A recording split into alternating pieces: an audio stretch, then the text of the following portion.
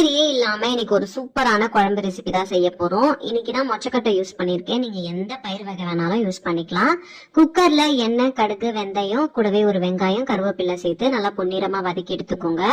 3 தக்காளி அரைச்சி வச்சிருக்கேன், அதையும் சேர்த்துக்கலாம். ராஸ்மெல்லாம் போற வரைக்கும் நல்லா வதக்கிக்கோங்க. ஓவர் நைட் ஊற வச்ச மொச்சக்கட்டை எடுத்துக்கோங்க, நல்லா மிக்ஸ் பண்ணிக்கலாம். இப்ப காரத்துக்கு ஏற்க குழம்பு மிளகாய் தூள், தேவையான உப்பு சேர்த்துட்டு நல்லா கலந்து விட்டுக்கோங்க. எண்ணெய் நல்லா பிரிஞ்சு வந்ததுக்கு அப்புறமா ஒரு டம்ளர் தண்ணி விட்டுக்கலாம். இப்ப நான் லெமன் சைஸ் அளவு புளி தண்ணி கரைச்சி வச்சிருக்கேன், அதையும் சேர்த்துக்கிறேன். அதுக்குள்ள தேவையான அரைப்பு அரைச்சிடலாம். 2 பீஸ் தேங்காய், ஒரு 5 பல்லு பூண்டு, சின்ன பீஸ் அளவு இஞ்சி, ஒரு டேபிள் ஸ்பூன் அளவு சோம்பு, சீரகம், இதெல்லாம் மிக்ஸி ஜார்ல தண்ணி விட்டு நல்லா பேஸ்ட் அரைச்சிட்டு கொதிச்சிட்டு இருக்க குழம்பு கூட சேர்த்துடுங்க. அவ்வளவுதான். குக்கரை மூடி போட்டு ஒரே ஒரு விசில் விட்டு இறக்குனீங்கன்னா போதும். சூப்பரான மொச்சக்கொட்டை குழம்பு ரெடி ஆயிடுச்சு. எல்லாத்துக்குமே ஆப்டா இருக்கும். கண்டிப்பா ட்ரை பண்ணி பாருங்க. இன்னைக்கு லஞ்ச் பாக்ஸ் ரெசிபிக்கு ஒரு சூப்பர் அண்ட் ஹெல்த்தியான சொரக்காய் சப்பாத்தி எப்படி செய்யுதுன்னு பாத்துடலாமா? கோதுமை மாவுல துருவி வச்சிருக்க சொரக்காய், கொஞ்சமா உப்பு ஆட் பண்ணிக்கோங்க. ஒரு சிட்டிகை அளவு சீரகம், சோம்பு, கொஞ்சமா மஞ்சப்பொடி, காரத்துக்கு ஏற்ப மிளகாய் தூள் ஆட் பண்ணிக்கலாம். இதெல்லாம் நல்லா ஒண்ணு சேர்ந்து வர போல மிக்ஸ் பண்ணிக்கோங்க. சொரக்காயில ஆல்ரெடி தண்ணி விடும், அதனால தண்ணி ஊத்தி பிசையும் போது பார்த்து கொஞ்சம் கொஞ்சமா ஊத்தி பிசைஞ்சு எடுத்துக்கோங்க.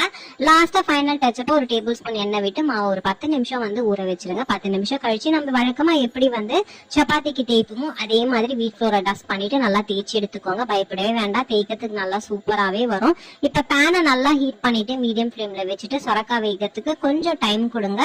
திருப்பி போட்டு சுட்டு எடுத்தீங்கன்னா ஒரு சூப்பரான சொரக்காய் சப்பாத்தி ரெடி ஆயிடுச்சு. சாப்பிடறதுக்கு ரொம்பவே ஹெல்த்தி, லஞ்ச் பாக்ஸ்க்கு ஆப்டா இருக்கும். இதுக்கு காம்பினேஷனா நீங்க வெறும் தயிர் வச்சு கொடுத்தா கூட அவ்வளோ டேஸ்டியா இருக்கும்.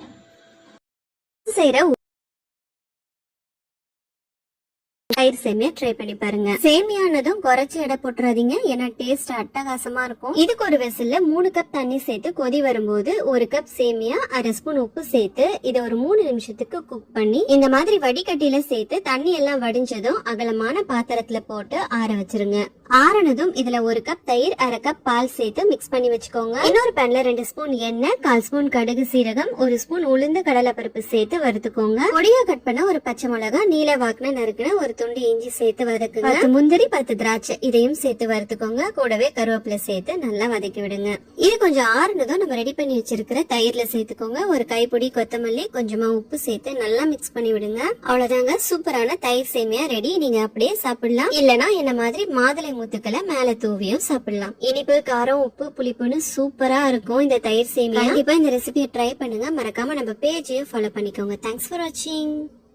எல்லாருக்கும் ரொம்ப பிடிச்சமான சன்னா மசாலாவை என்னோட ஸ்டைல்ல எப்படி பண்ணலாங்கிறது பார்க்கலாம். அடுப்புல ஒரு பேன் வச்சுட்டு 1 டீஸ்பூன் சோம்பு, மிளகு, சீரகம், 2 துண்டு பட்டை, 4 கிராம்பு, கொஞ்சமா கல்பாசி, ஒரு பிரியாணி இலை சேர்த்து ஃப்ரை பண்ணி பொடி பண்ணி வச்சுக்கோங்க. இப்போ ஒரு பவுல்ல 1/2 கப் அளவுக்கு தயிர், 1/4 டீஸ்பூன் மஞ்சள் தூள், 1 டீஸ்பூன் தனி மிளகாய் தூள், 2 டீஸ்பூன் மல்லித்தூள், 1/2 டீஸ்பூன் கரம் மசாலா, 1 டீஸ்பூன் உப்பு சேர்த்து மிக்ஸ் பண்ணி வச்சுக்கோங்க. குக்கர்ல 2 டேபிள் ஸ்பூன் எண்ணெய் சேர்த்துட்டு 2 பிரியாணி இலை, 2 பெரிய சைஸ் வெங்காயத்தை அரைச்சு சேர்த்துக்கோங்க. கூடவே 1 டீஸ்பூன் இஞ்சி பூண்டு பேஸ்டையும் சேர்த்து நல்லா வதக்கிட்டு 2 தக்காளி பழத்தையும் அரைச்சு சேர்த்து வதக்கிருங்க. இப்ப தயிர்ல மிக்ஸ் பண்ணி வச்சிருக்க மசாலா சேர்த்து பச்சை வாசனை போக வதக்கிட்டு 300 கிராம் அளவுக்கு ஊற வச்ச கொண்டக்கடலை சேர்த்து தேவையான அளவு தண்ணி சேர்த்து குக்கரை மூடி 4 விசில் போட்டு எடுத்துக்கோங்க. இப்ப கொண்டக்கடலையை லைட்டா மசிச்சு விட்டுக்கோங்க. இப்ப பேன்ல 2 டீஸ்பூன் எண்ணெய் சேர்த்துட்டு 1 டீஸ்பூன் காஷ்மீர் மிளகாய் தூள், நம்ம அரைச்ச மசாலா, 3 பச்சை மிளகாய், நீல வாக்கில் நறுக்கின இஞ்சி சேர்த்து நல்லா மிக்ஸ் பண்ணிட்டு தண்ணியை சேர்த்து ஒரு கொதி விட்டு கடைசியா கொத்தமல்லி தூவி சாப்பிட்டு பாருங்க. டேஸ்ட் அடிப்பொலியா இருக்கும். கண்டிப்பா ட்ரை பண்ணுங்க. பாய்.